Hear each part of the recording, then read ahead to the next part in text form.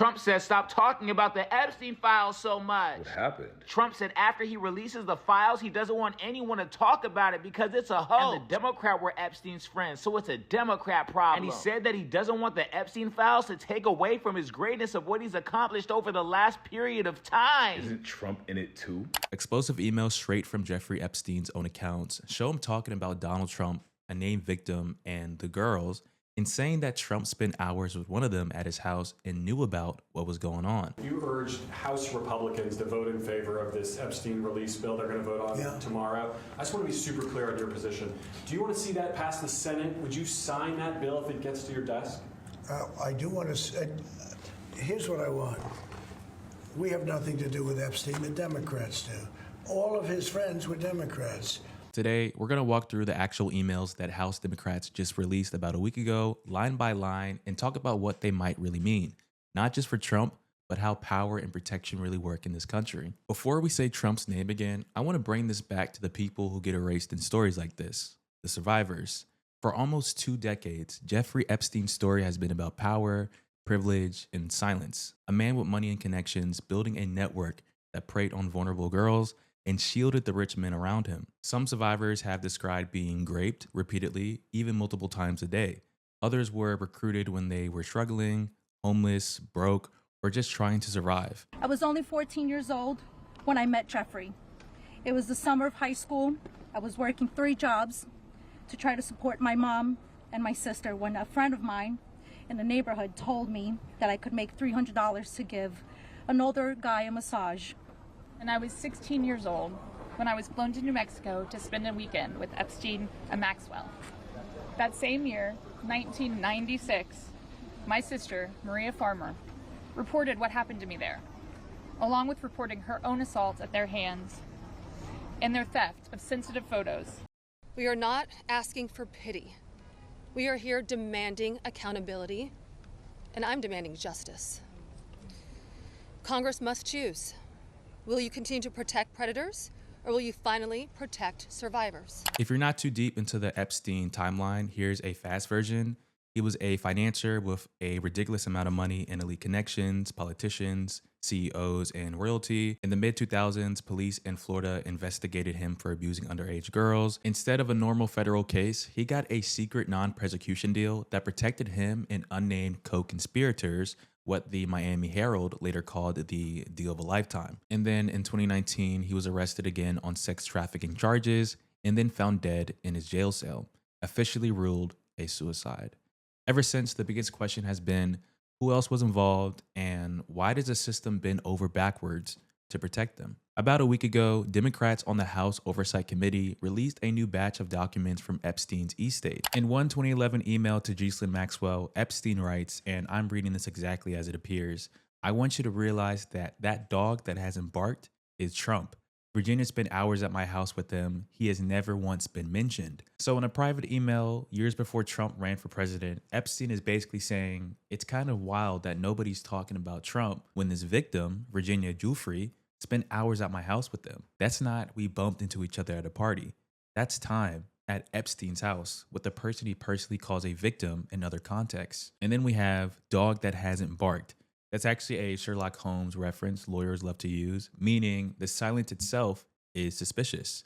Epstein seems surprised that Trump's name isn't coming up, given everything else that's been reported about Virginia. Now, to be clear and fair, Virginia Giuffre, before she passed, consistently said that Trump never abused her and never acted inappropriately towards her. She even described him as being respectful, surprisingly. Trump has denied wrongdoing, and one of the people identified as a person mentioned in the emails, Virginia Giuffre, has denied that Trump was one of the men who assaulted her. Giuffre wrote in a memoir published after her death this year that Trump was a gentleman when she met him at his Mar-a-Lago club in Florida. And Maxwell was interviewed by the Justice Department's second-in-command in July. She said that she never saw Trump do anything untoward with anybody. The White House contends that the release of emails related to Donald Trump is part of a smear campaign against the Republican president. So we have her public statements on one side and Epstein in private basically saying he spent hours with her and somehow he's never been mentioned. That tension is where a lot of the controversy is. In a 2019 email to Arthur Michael Wolff, Epstein wrote that Trump knew about the girls and had asked Ghislaine to stop. Depending on who you ask, people spin this two ways. One side says, look, he told her to stop. That proves Trump wasn't involved. The other side says, you can't tell somebody to stop something you supposedly know nothing about. Either way, if Epstein's email is accurate, the bare minimum takeaway is this. Trump was aware that girls were involved and that whatever was happening looked bad enough that it needed to be shut down. That does not automatically prove a crime, but it does raise serious questions about what he saw, what he knew, and why he stayed close to Epstein for so long. Now, here's where it connects to the present. Right as these emails become public and people start asking again about Trump and Epstein, Trump goes on the offensive. He publicly urges the Justice Department to investigate Bill Clinton, Larry Summers, Banks, and other perceived enemies over their Epstein ties. The White House calls the email release a Democrat smear and points to Virginia Giuffre's statements that Trump never hurt her and basically says, nothing to see here. Go look at the Democrats. Mr. President, why wait for Congress to release the Epstein files? Why not just do it now? You know, it's not the question that I mind, it's your attitude. I think you are a terrible reporter. It's the way you ask these questions. You start off with a man who's highly respected, asking him a horrible, insubordinate, and just a terrible question. And you could even ask that same exact question nicely. You're all psyched, or somebody psychs you over at ABC, they're going to psych it. You're a terrible person and a terrible reporter. As far as the Epstein files is, I have nothing to do with Jeffrey Epstein. I threw him out of my club many years ago because I thought he was a sick pervert. And I guess I turned out to be right. But you know who does have? Bill Clinton, Larry Summers, who ran Harvard, was with him every single night, every single weekend. They lived together. They went to his island many times. I never did. Andrew Weissman, I hear. All these guys were friends of his. You don't even talk about those people. You just keep going on the Epstein files. And what the Epstein is a Democrat hoax to try and get me not to be able to talk about the $21 trillion that I talked about today. It's a hoax. So on one screen, you have Epstein's own words talking about Trump spending hours with a victim and knowing about the girls. On the other, you have Trump trying to aim the spotlight at everybody else. Here's why this isn't just political drama to me.